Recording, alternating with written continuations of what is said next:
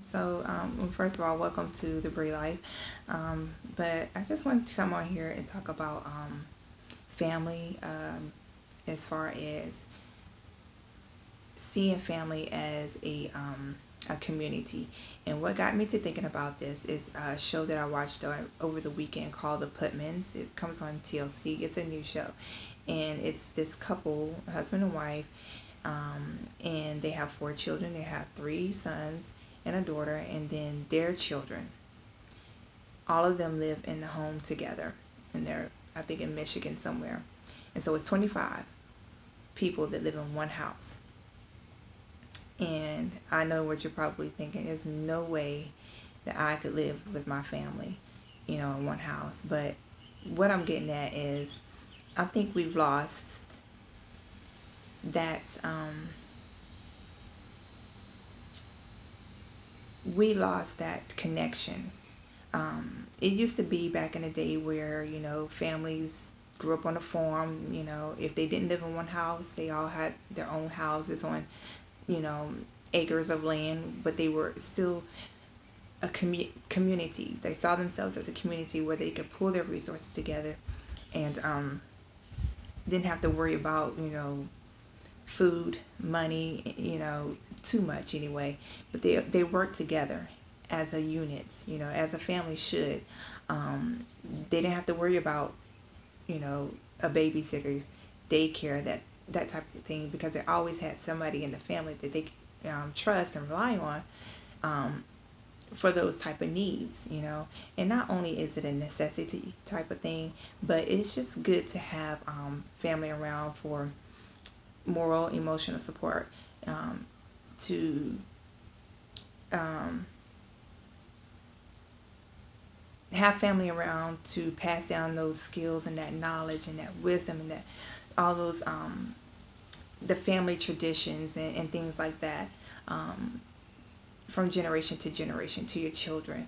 And because in today's society, most of us, we graduate from high school, go to college or whatever, we move away. Sometimes we move away 2, 3, 4, 5, even more, hours away, and we lose that connection to our roots. Our children don't. They know the neighbors, which are pretty much strangers. They're not family. They know the neighbors better than they know their own grandparents or their cousins or their aunties and uncles, that type of thing. And I just think that it's important to that we get back to that lifestyle. Like I said, it used to be like that back in the day. If people didn't live in the same home, they had a farm. It's like the Amish, or the Native Americans. They had acres of land where they worked together as a unit, as a community, to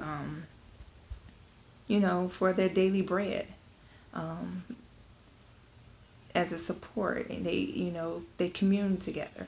Um, it was just a lifestyle, and that's what's lacking, you know, in our society. I think that if we embrace that, it has to start with us. You can't do anything about the past, but I think that today it should start with us to establish um, that lifestyle for our children, our children's children, so that they can have a community, um, to operate, to function from, to learn and grow, so that they can go out into the world and be better people, be skillful people, be compassionate people. Because it does, when you have that type of lifestyle, it teaches you compassion, it teaches you how to share. You're not selfish. It teaches you so many valuable lessons about people, life, and so many different things that you need to carry on out into the world, into school, into your jobs, to your social groups, your social settings, whatever the case is. Um, I don't know. I think that's something we should really look into. You see the Amish do it, like I mentioned, and I think more and more there is a movement. I know that you have like I think what they call it, the co-ops, people who live together because they're where they farm. They do the organic farming type thing, and they share the food and the resources and that type of thing. So you have different pockets of communities. Their mission may be a little bit different, but the benefits, I think, the outcome is very similar. It teaches people community, open mindedness and sharing and giving, that type of thing. And so I think this is a good show. I think I'm gonna be watching it every time it comes on when I can, because I really support that idea, and that's one of my goals. I know that's one of my personal goals, is to buy a farm, at least 5 acres, and put a couple, 2 or 3 houses on it. And it doesn't. You don't have to be a billionaire to do that. You can get all kinds of grants, and you don't have to have a huge house. Just a little ranch, or, I mean, whatever it is. It could be something modest, but you have to establish that, and it will grow from there. I don't know. I just think that's a very